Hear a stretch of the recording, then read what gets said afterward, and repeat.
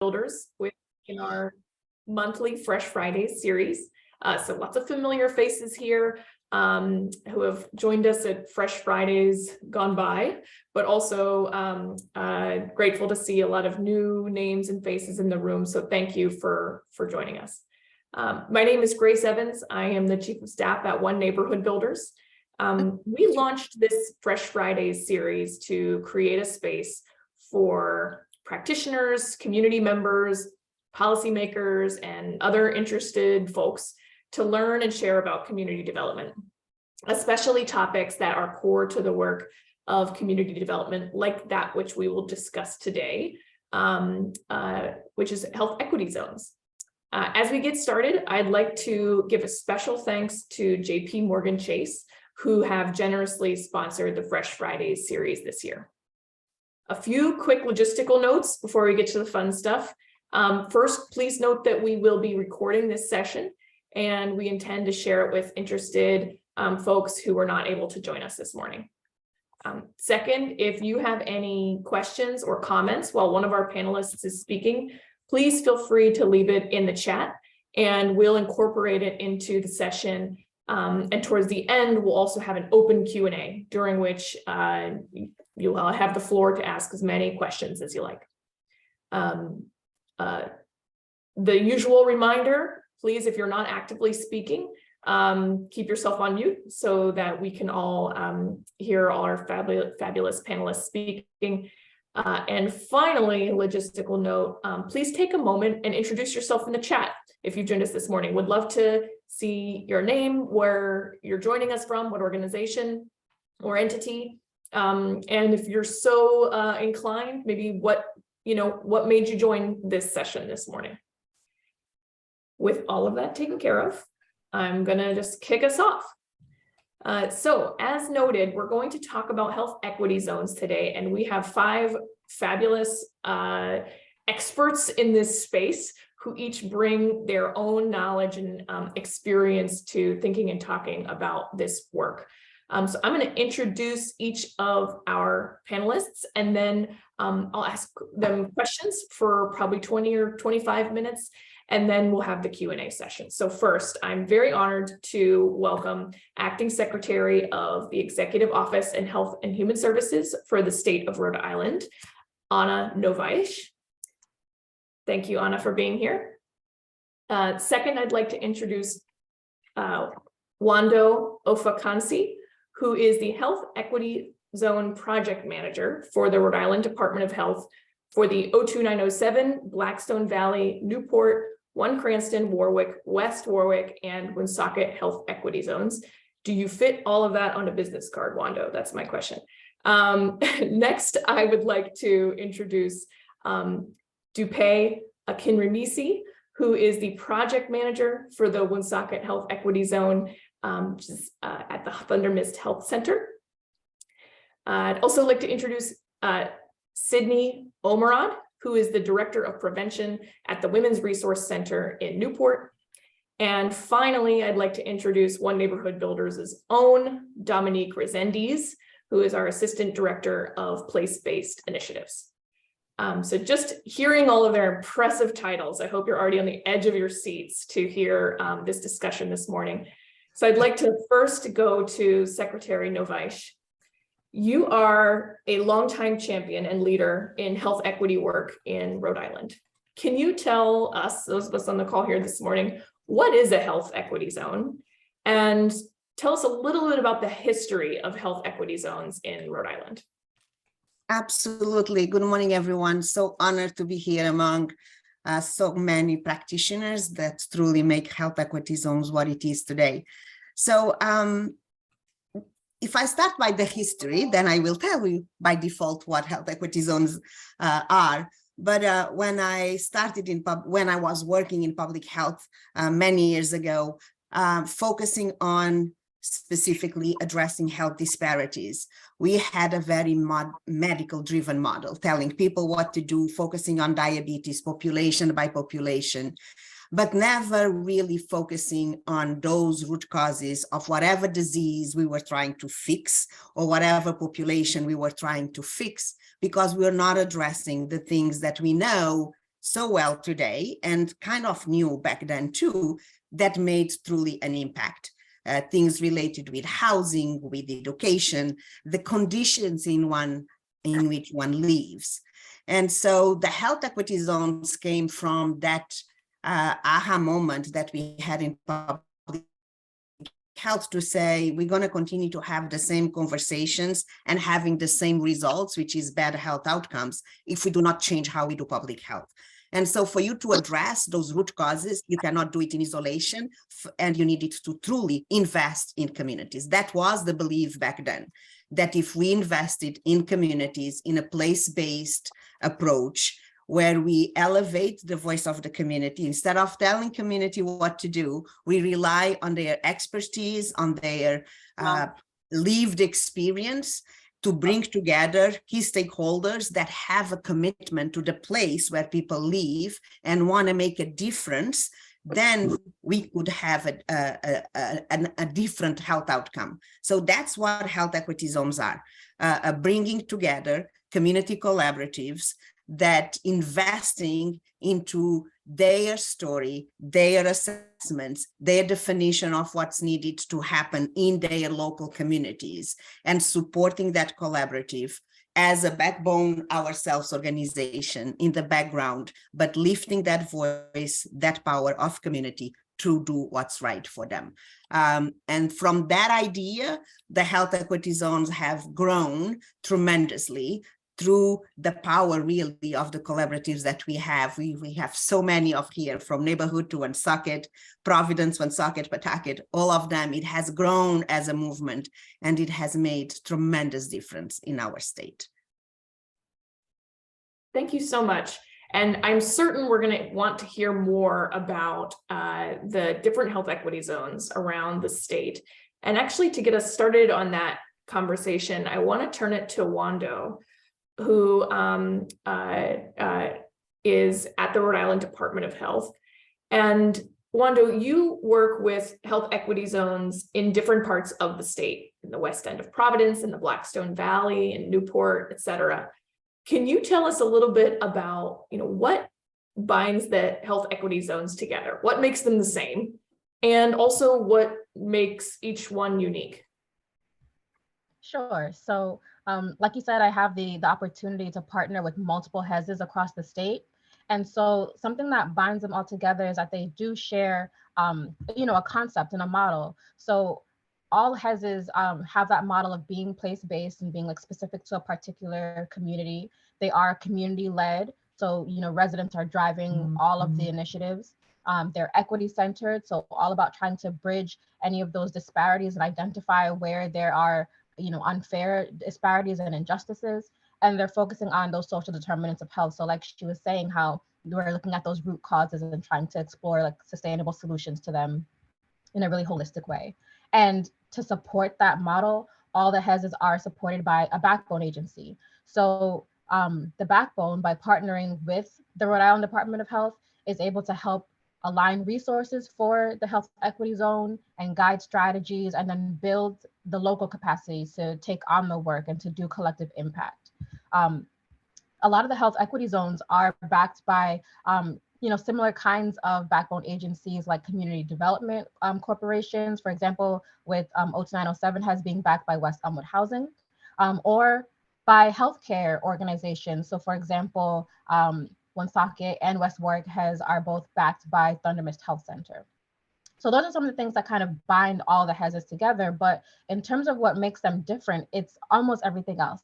So the model is the same, but the way that each HES is going to implement that model can be totally different, because it needs to be responsive to the local community needs. And even though Rhode Island's such a small state, our communities are very different from each other. There's different populations that have different experiences and different priorities.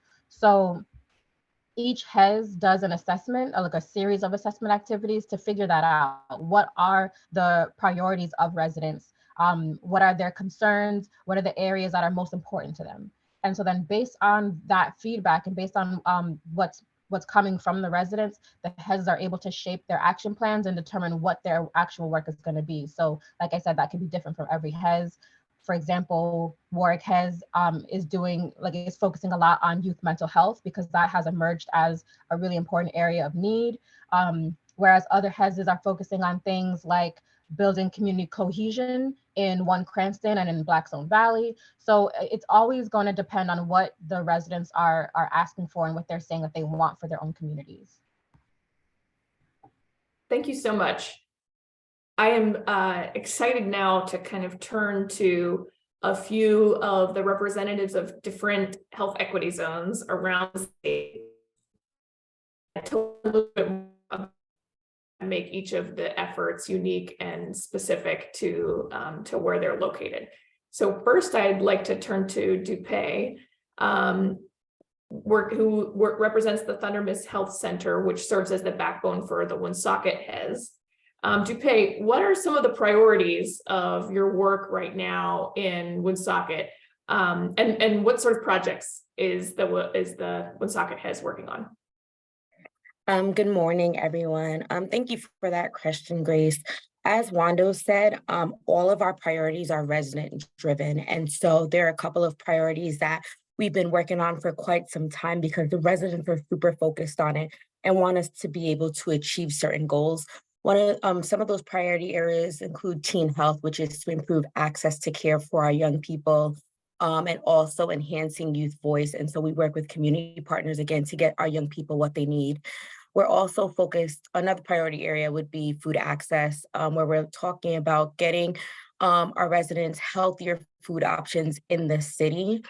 We also have the overdose prevention and recovery team, which is really focused on recovery capital and overdose prevention options. And so they're out in the community and really working on that and supporting our community partners to really achieve their goals that they're looking to do. Just recently, about 3 or 4 weeks ago, we actually voted to approve our 4th work group, which is focused on housing. And so that's super exciting because, again, it was something that was resident driven. Our residents were letting us know that housing was definitely something that they wanted to talk about. And we had a formalized process where they were able to really create an action plan so that we can address the housing issues and challenges that we're having in the city of Woonsocket. There's so many things that we're working on right now in the city of Woonsocket, but one of them that is really on the top for me is our drive to become a restorative community. So our young people have really been vocal about their need to feel safe in their community. And they have really been the driver of this conversation. And so we are working on becoming a restorative community. We've had conversations with the school department, the police department, so many community partners to figure out what we need to do to make it a safer place for our young people.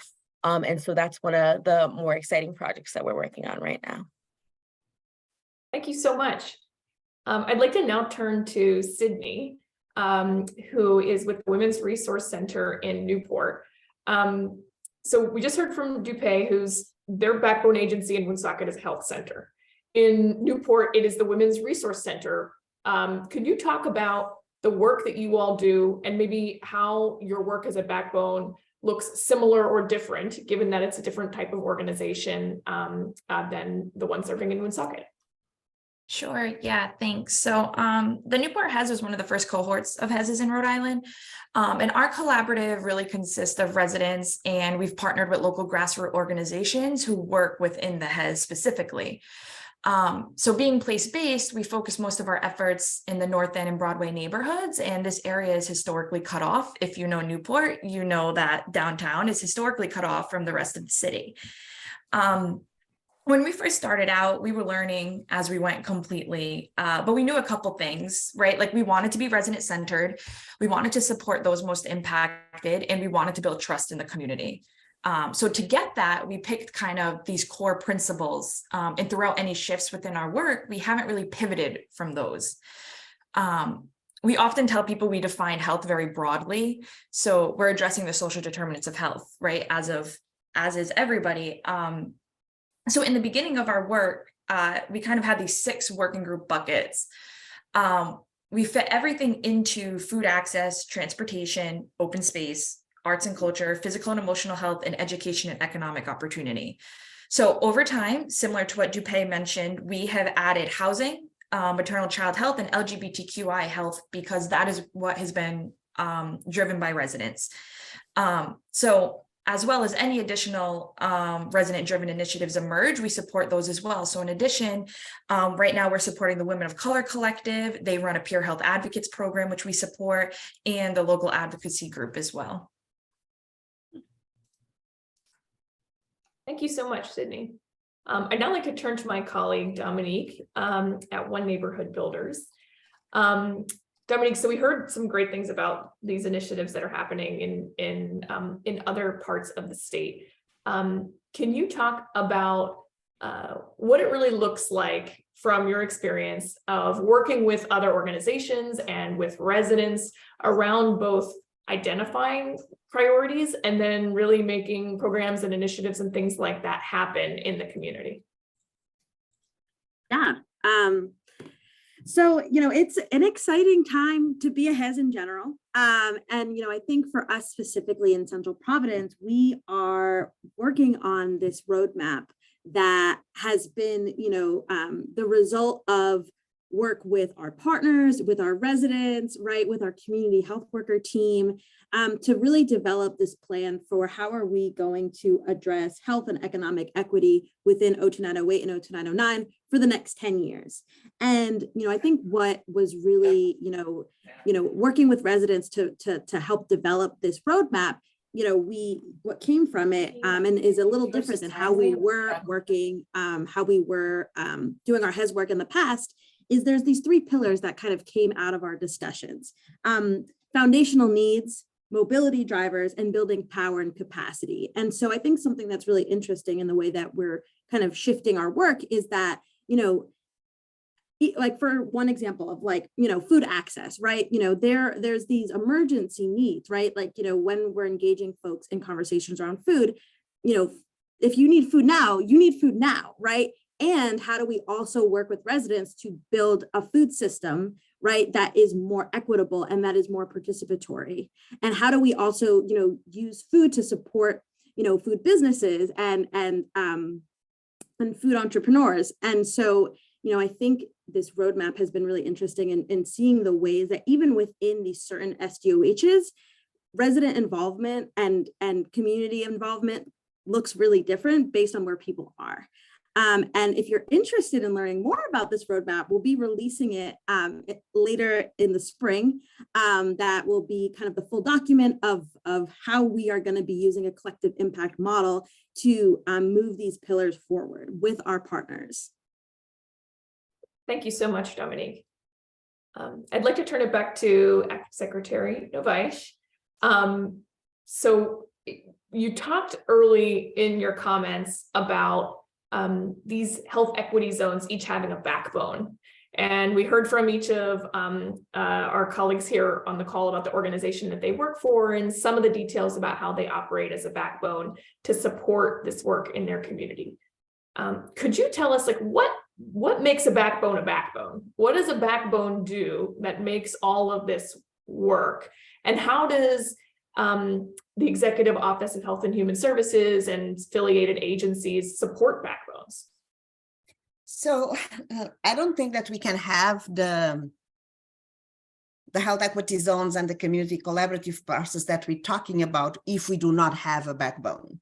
I see the backbone as the glue that keeps those collaboratives together and going. We know that collaboration is not a natural thing for us human beings and organizations. And so there is a need for these backbone organizations to be that glue that brings them together. They serve as fiscal agents for the state, making it easier for the state to contract. But the most important role that they play is providing that infrastructure that is needed for the collaboration to truly work. So the backbone organizations, one of the first lessons, early lessons of health equity zones was the need to support that infrastructure. So where we did not do that properly, we could not have the same outcome coming out of that health equity zone collaborative effort. And because, I mean, we heard people talk about engagement, we heard people talk about residents, and it's all a continuum between community-led, resident-led, to centered, community-centered, resident-centered. It's all that continuum, but that backbone organization plays a critical role in defining and supporting that engagement in whatever level it's happening. As EOHHS and as state agencies, I think we play a critical role as being a backbone for the state initiative by supporting, making sure that the same way we are supporting implementation, we are supporting development, supporting the learning collaboratives, all of those things, that we also support that infrastructure, support the backbone organization with enough resources to be able to play that role. Because if we don't do that, we're gonna fail the model. And so it's been critical for us to have that support. And I think there's a difference in how the backbones engage, depending on who they are, depending on the resources that they have, depending on their own infrastructure. And the same way we said no health equity zone is the same, no backbone organization is the same. And that's going to be defined by the community in which they exist, but also the kind of organization that they are. But at the end of the day, that's what makes the uniqueness, and I think the value of this model is that it creates the space for that uniqueness of each community, of each collaboration, of each backbone organization. Thank you so much. Wando, I wanted to turn back to you. And I'd love to hear a little bit more about your experience in working with different health equity zones and what some of the common challenges that you might see are that health equity zones and their backbones are facing. And any sort of creative solutions that you've seen these health equity zones come to as they face challenges in executing their work. So equity work, community-led equity work is incredibly challenging by nature. You're building a sense of leadership, you're shifting power, you're addressing social determinants of health. So HES work in and of itself is incredibly challenging. And what I think I find that HESs have done a really great job of is leveraging their partnerships to build power. So they're working with the support of their backbone agencies, identifying leaders in the community who are able to tap into certain populations and help to bridge what gaps might exist between certain populations that may not have been connected to services from different institutions. So really relying on that and leveraging their relationships to tap into the populations to build power. And so by doing that, they're able to engage like really diverse collaboratives, and that's kind of been an asset for the HESs, is that they have so many different sectors engaged in the collaborative. So for example, they always have residents. That's something that is first and foremost for all the HESs, but they'll have people from the school department or from local healthcare agencies or social service agencies, and so or local businesses. And so by having all these different sectors and having people of diverse backgrounds and perspectives all as part of the collaboratives, it helps to facilitate making those connections. It helps to facilitate growing the collaborative and bringing in more partners. And it helps to identify people with specific areas of expertise that's going to drive the work forward. So yes, the work is challenging, it's complex, and it changes every day because local experiences change every day, but because they build out really strong and diverse collaboratives, they're able to navigate them and to identify people who have the expertise to drive it forward. Thank you, Wando. You mentioned how critical to this work is building and shifting power to residents and to community. Sydney, I wanted to ask you, I understand that Newport had quite a success in working collaboratively with residents and others around a community benefits agreement that will have a tremendous impact in the city. Can you just tell us a little bit about that work and specifically its sort of connection to the building and shifting power that Wando mentioned. Sure. Yeah. So, sorry, I was making sure I was unmuted. This has been so significant, to a lot of our work because this really shifted our lens from being so programmatic to policy. So just to set the stage a little bit, if you're not familiar with Newport, so we're on an island, right? And it's not a lot of land, and all of the land that exists is at high value. So at this time, a bunch of land was opening up. So the Pell Bridge was being realigned, the large casino property went up for sale, and all of this was happening smack down in the middle of all the affordable housing in Newport. And residents were worried. They were worried about gentrification happening. So one way residents wanted to combat some of this gentrification was through CBAs, or community benefits agreement. And these CBAs really serve as a contract between a developer and a community, and they're typically per project. And basically what it includes is to ensure that the benefit is that the community is benefiting from something within this new development. So sometimes that's jobs, sometimes that's affordable housing being added into the plans. It can look and feel in many different ways. We began supporting residents to advocate for CBAs early on. So the language did ultimately make it into the North End Urban Plan, but it just wasn't really strong enough to be used over anything. And I think it's important to know going into this that we didn't know anything about CBAs. We needed help to learn about them and to help advocate for them. So this was an extremely big learning curve for us. We then started supporting residents and advocating for even stronger language, something that really had teeth in it. And I say that because it was not a quick process.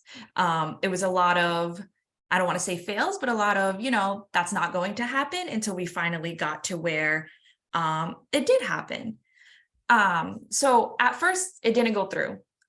Those amendments did not go through. And as a backbone, we had to really know when it was time for us to get legal help, and that no amount of advocacy was going to change what was happening. We hired an attorney, and that attorney was written to support the residents completely and ensure that the amendments really went through. And it did. We quickly learned to really accept that, we didn't know any of this, and it was time for us to ask for help, because we really feel like us walking in, the residents walking in with an attorney behind them, really pushed some of these amendments through. So flash forward kind of today, a lot of this groundwork really initiated the interest in residents developing the North End Equitable Development Strategy, which was just released a couple months ago. We're calling it the NEEDS, and that was developed with the help of Smart Growth America. So again, we had to use funding to bring people in that kind of had the knowledge around this work. And this NEEDS, the Equitable Development Strategy, lays out a lot of priorities on how to get to the goals that residents are saying they want, which some of them include strategies like community benefits agreements being put into place for each project. Thank you so much. I'm going to ask both Dominique and Dupay one more question, and then we're going to open it up to the crowd. So get your questions ready. Dominique, one of the efforts that One Neighborhood Builders is working on in the building and shifting power space is a participatory budgeting initiative in partnership with the Rhode Island Department of Health, which we're calling the 9 Neighborhood Fund. Can you talk a little bit about the 9 Neighborhood Fund and what that's really revealed or allowed or facilitated in terms of resident power shifting and engagement? Yeah, and so the 9 Neighborhood Fund represents, the reason for the name is because of the 9 neighborhoods that make up 02908 and 02909. And so we were really fortunate to be able to take the investment from EOHHS and match that with a private funder to have $1 million that we're allocating through this participatory budgeting process. And, the beginning of this process is about, we have a steering committee that's developing the rules for how this participatory budgeting process would move forward. And I think just from that, we learned a lot about acknowledging that, community work really depends on trust, and, going into it with the understanding that folks, especially in, this is not just unique to Providence, but people are very skeptical, right? And, and entering, and I think it's important that us as health equity zones enter these spaces, understanding that like folks have been told that they would be involved, right? And then like their feedback was kind of just taken and thrown in the trash. And, you know, stepping into the participatory budgeting space, you know, with that understanding and spending a lot of time to like, you know, build trust and really listen to what the steering committee wanted out of this process, you know, because this process is about the projects, right? But it's also about the process itself and helping folks understand like, you know, how, you know, who needs to approve a street project, right? Like who needs to approve this, who, and, you know, and, you know, how can you, you know, advocate, right? Some of this stuff won't be able to be funded, right? You know, we went out into the community and a lot of folks wanted to see new housing built, right? We have $1 million. And so to build completely new housing with that budget isn't going to happen. And how do we take those, you know, those priorities identified and bring them to folks who can make those investments and say, hey, you know, we only have $1 million, so we can't really do this, but this is what your constituents are asking for. This is what your beneficiaries are asking for. And how do we kind of work together to make this happen? Thank you so much, Dominique. Dupay, I would love to hear more about a specific initiative that you're excited about that the Woonsocket HES is working on. And if there's some example you can share of how you've been working with residents in that project or initiative, it would be great. Absolutely. So I spoke a little bit about our goal to become a restorative community in Woonsocket. Again, this was driven by our young people in the community. The way that we started having that, we had a couple of community meetings that were held by our community partners in community spaces to really start figuring out what the challenges are, what the barriers are. And then we started calling on our collaborative, our community partner, because again, the collaborative is partners from across the city. And sometimes we don't realize how much of our work overlaps with one another. We're just sort of like in these silos and we're just going through, but like we realize that there are key pieces within each community partner that can really assist and help us get to the next level. And so we had our community partners sit down at the table and talk about how they could support the goal to become a restorative community. And we were able to also bring in consultants and experts outside because as Sydney was saying, sometimes they're just things that we're not experts on in the community. And so we have to tap on people who are external to really help lead the way. And so we were able to tap on the Nonviolence Institute, and they came in and they provided trainings and really sort of help support and create what our strategy is going to be. And so right now we've instituted weekly meetings, which is like a panel of all of the community partners who are sort of like intersecting creating this place to be nonviolent. So the schools, we have community health workers, we have the Nonviolence Institute, all of those people in one space having conversations about immediate challenges, as Dominique said, because there's some things that we have to deal with today. And then really thinking about, okay, what are we going to do over the next couple of weeks to really create the space so that the strategy can be fulfilled. So yeah, that's definitely one I'm excited about. Thank you so much. I'm going to ask one more question, which is maybe the elephant in the room question. So we've been talking about the importance of these backbone organizations, these programs and initiatives.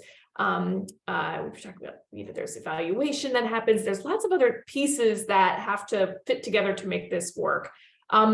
Where's the money come from? So I'm wondering, Acting Secretary Novesh, if you could talk a little bit about how are the health equity zones financially supported? What does that look like for the state and for funding from other sources, federal sources, et cetera? Thank you so much for that question, Grace. I truly appreciate. I think it's important to recognize that there's no funding for health equity zones that is designated as such. Rhode Island, and back then we were innovative in the sense that we created a braided funding model that was first in the nation, I must say, in braiding funding from a variety of federal and state funds and later foundation funds to allow for these investment, directed investment in our communities. And I see that Senator Reed's Aaron is here. So I want him to just pay attention and take note that if there are, not putting you on the spot at all, but doing that, but if there are ways that this model can be supported, it's by pushing at the national level for the same flexibilities that we are creating in Rhode Island, allowing for this braided funding model in a way that is less complicated than what we were able to, we needed to respond to, making sure that federal funding is not, continues to be, stops being so categorically funding disease prevention, but really addressing the root causes and determinants of health in ways that haven't happened yet. And at the same time, the same message challenging my colleagues in state government, because we can do better. We can truly in our state invest differently across state agencies into the health equity zones. It's one of my goals moving forward as secretary for Health and Human Services, is that all of the agencies within OHHS, but also my colleagues in state government, if they need to invest, and I see transportation, DLT is here, labor and training is here, that we have those conversations and start creating that same alignment. So there's no funding, but there's funding if we want to make it happen that way. And I will follow up with you, Aaron.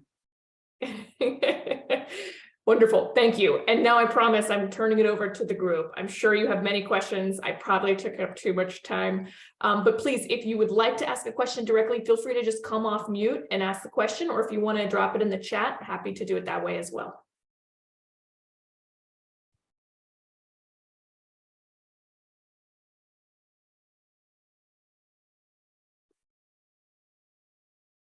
Now you're going to make me regret giving you a few minutes to ask questions. Come on, ask questions. Can you hear me? Can you hear me? Thank you. Yes. I'm just like so happy that I logged in this morning, because I was just blown away by what I was hearing from the Woonsocket and the Newport and the Providence HES initiatives. Like, it just makes me very, very grateful to live here in Rhode Island and be able to work with all of you. I am so excited and so happy for the, I just learned about community benefit agreement this morning. I'm going to look into it.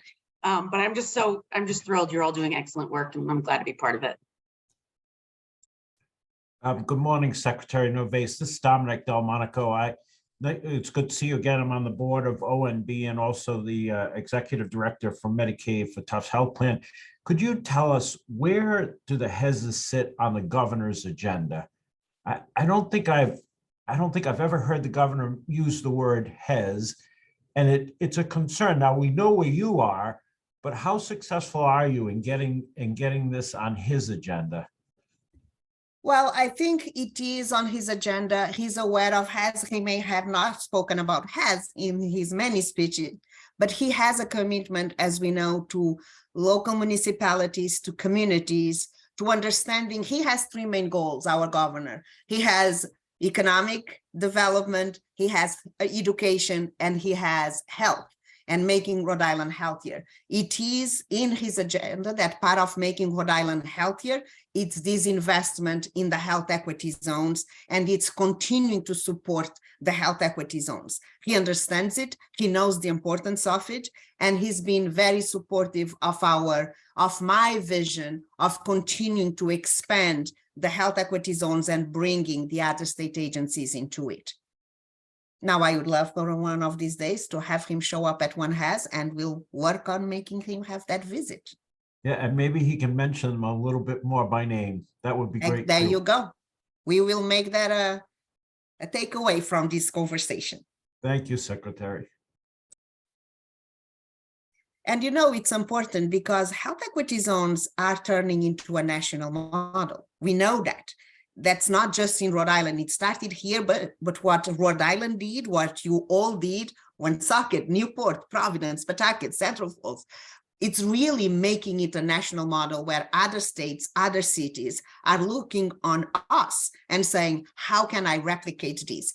We're working with other partners at the national level to make sure that CDC adopts these. We want that model to be really blown. That's how we had the toolkit and so forth. But I see a hand and I will stop. Thank you. Yes, Brenda, so you have your hand up. Hi, good morning, and good morning to everyone. I apologize for being off camera, but as I'm sure you can imagine, a lot of busy stuff with housing and homelessness today. But in any case, so thank you again, and it's been our pleasure to work with a number of the HESs in different capacities. But just to the point of funding and money and state funding and money, and so Secretary Novais and others, what can these groups do to use their collective power to influence the state budget? What should we be doing now to make sure that funding and more resources for this work get included in the state budget, where we've got a lot of money, as we know right now, and so now's the time to act on that front. So your advice, I think, to this group would be great. Unmuted. I think that you need to be who you are, advocates, and doing the job that I cannot do and that state government cannot do, which is advocate outside of the budget. Right now is in the budget, has been supported in the budget. We submitted, as many of you may know, and it was introduced by the governor. That's another example of support, moving the health equity zones into the Office of Health and Human Service, so I can better leverage these other state agencies and have that investment grow. But we do need funding to be allocated to it, absolutely.